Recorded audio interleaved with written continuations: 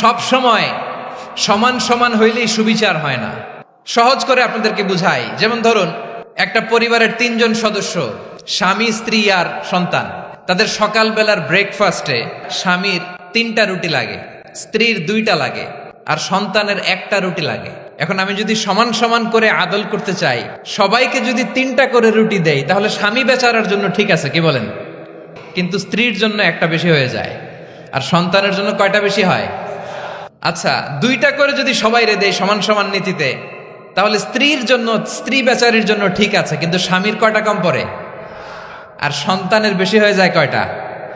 আচ্ছা, সমান সমান নীতিতে সবাইকে যদি সকালের নাস্তার জন্য 1টা করে রুটি দেই, সন্তানের জন্য ঠিক আছে, কিন্তু স্ত্রী বেচারির কম পড়ে কয়টা? স্বামীর কম পড়ে কয়টা? 2টা।